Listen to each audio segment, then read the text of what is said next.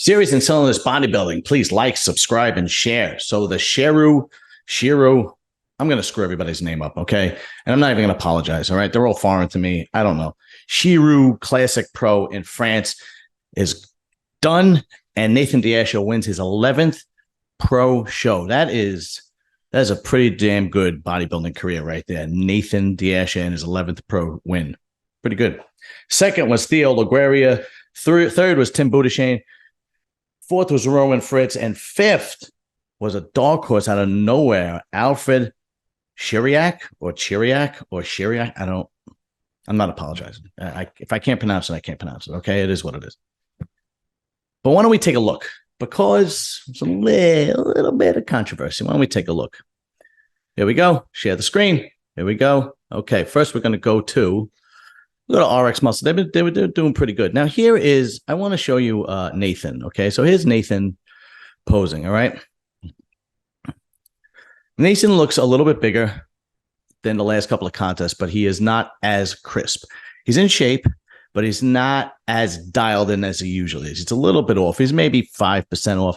And you could see, he's sweating a little bit. You can see the sweating on his legs and whatnot. And there is actually a part where he wipes the sweat off his legs. His glutes and hamstrings aren't as dialed in as normal. And, if he doesn't come in chiseled, his lower back isn't out, when he's got a high lats insertion. But he was good enough to win because he was bigger and he was the biggest and he had the best shape. So it's his 11th win and he should be proud of himself. That is an amazing pro career. Yeah, see right here, he wipes the oil or the sweat or whatever it is on him. I think it's sweat. So, but good enough, Nathan. A 95% Nathan beats everybody in this lineup. Put it that way. So, number two was Theo Laguerria, which is right here. Now, this guy's got a very good future. He's got great shape. He's got great symmetry. He comes in shape. He just has to put some more size on. If this guy puts a little bit more size on, if he puts 10, 15 pounds of muscle on, he could probably be a serious force to be reckoned with because he has all the bells and whistles. He has to work on his adductors a little bit, see how there's space here. There's nothing, there's nothing happening here. But that will all come with time and size. And even his back needs more size.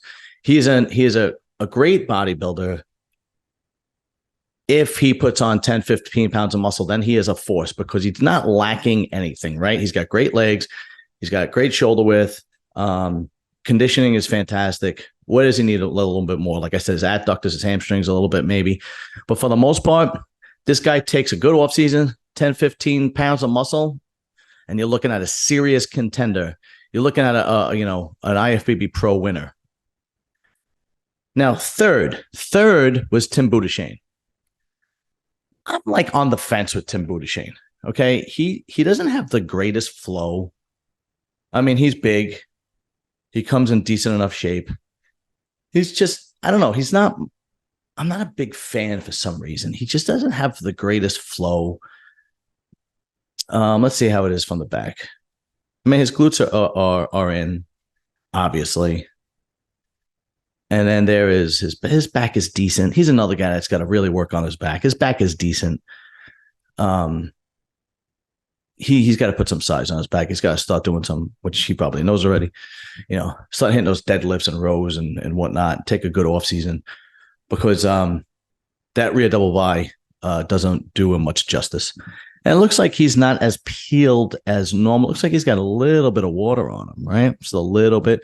But for the most part, he was good enough to come in third. Now, the guy who came in fourth is obviously Roman Fritz. Here's Roman Fritz. I need to give props to Roman Fritz. This guy has done, 4 or 5 shows this year? And he comes in peeled every time. The guy doesn't seem to miss the mark. The reason he doesn't place higher is because he just doesn't have the size. These guys are much bigger than him. But for the most part, he has great shape and he comes in chiseled. He really does. He comes in shape and he has not really missed the mark. So this guy has been a warrior this year. He's just been doing show after show after show. And he's really putting his name on the map. He's another guy takes a good off season, 10 pounds of muscle, and he's going to be a force. See, even from the back, he's like his glutes and his hamstrings are chiseled in, right? You can see his hamstrings into his glutes. I mean, that's fantastic. See, his lower back is in. The guy comes in chiseled. He just needs size. This guy puts on size, and he obviously has to work on his bicep peaks. But this guy puts on 10 pounds of muscle. He's another guy that's going to be a force to be reckoned with. All right. Now, the big surprise, and unfortunately, I don't have any foot. Let's see if Fernando has Ferdinando. I don't think Ferdinando has any of his footage up. The big surprise of the show was a guy by the name of Alfred Sheru, which I've never heard of until today. He's also trained by Patrick Tudor. So if Patrick Tudor is training you, who right now is one of the best in the world, he obviously sees potential, and the guy, I'm sure, busts his ass, because a guy like Patrick Tudor isn't going to take on a guy who's not going to bust his ass, right?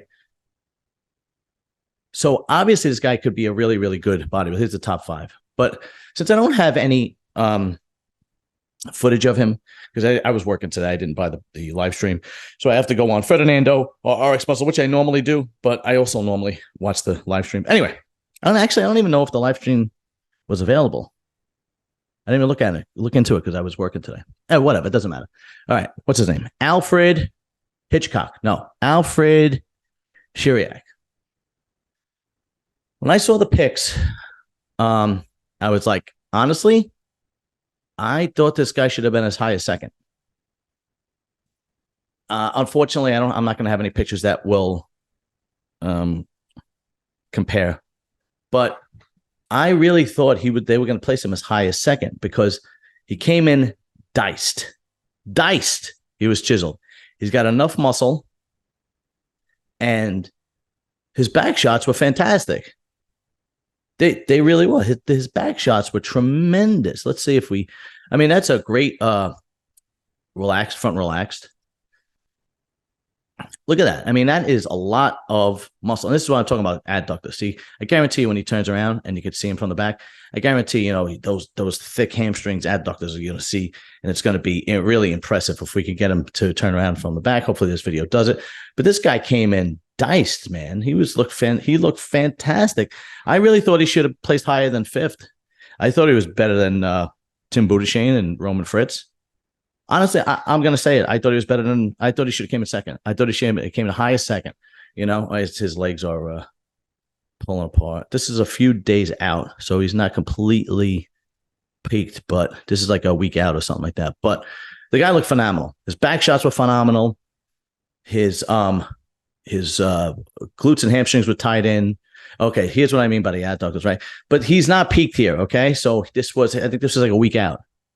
He came on stage and he was diced. I mean, just diced and round muscle. The guy looked fantastic. And I think even Patrick Tudor had said some things on his Instagram and thought he should have placed higher, which he should have. His legs look amazing.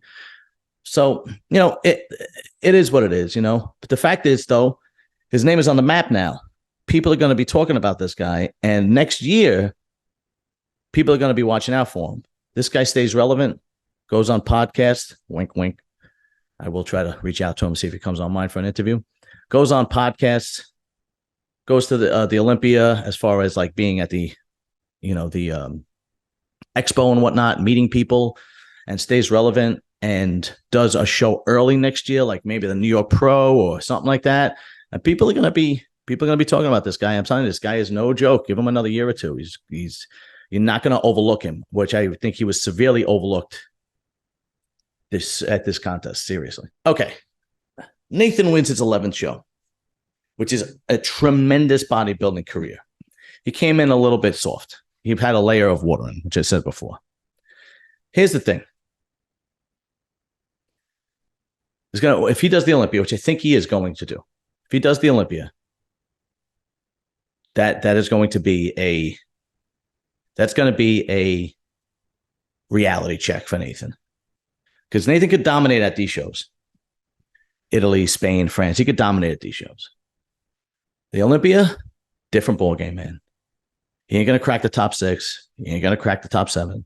Because you're looking at these guys in the top in no specific order, right? You're looking at Hadi, Derek, Samson, Nick, Hunter, Andrew Jacked. Got you got guys like Michael Crizzo, Tony O'Burton. Who else am I missing? I'm probably missing a bunch of other guys. That's 8. So I mean, he's lucky if he gets 10th. Seriously, he really is, because this guy, the talent pool is just too deep, man. It's just too deep, and he is going to be exposed at his shape, and his conditioning is going to be exposed at the Olympia. Now, that being said, you're talking about comparing him to the best guys in the world, right? The guys at the Sheru Classic, they're not slouches. They're good bodybuilders, but they're not the best in the world. It's like that scene with Stallone goes to Mickey and he says, "Why don't you want me to fight this guy?" Talking about Mr. T and Rocky 3 Club Lang, if you guys are old enough to remember. And he says, "I had 10 title defenses." What do you mean? He goes, they were handpicked. He goes, "They were setups." He goes, "No, they weren't setups. They were good fighters, but they weren't like this guy." That's what Nathan is going to go through at the Olympia. And I'm a fan of his personality. Right, he's very down to earth, outspoken, which I love. As a bodybuilder, he's a very, very good bodybuilder. I think he could be a little bit better. My opinion is Nathan De Asha is one of these guys that once his off season is there, it's his off season. He's chilling. He ain't looking about making gains and putting weight on and putting muscle on and so on and so forth and blah, blah, like these other guys. He's been doing it for a while, right? So I think his attitude is, I'm going to go out with a bang here. We're going to win a bunch of shows, handpick the shows, blah, blah, blah, blah, blah. Let's see what we go. And then we'll cruise into the Olympia and see how we do. But that being said, the guy still has a stellar bodybuilding career. And when he does retire, people are going to be talking about him, because 11 bodybuilding wins. If he retires now, 11. That is impressive, man. Think of Sean Ray only has 2. The great Sean Ray only has 2 IFBB Pro wins. Nathan De Asha has 11. That's a big difference. I know it's different times, but big, big difference. That is a career that he should be proud of when he does decide to pack it in. Anyway, guys, like, subscribe, share, and keep coming back. Talk to you soon. Peace.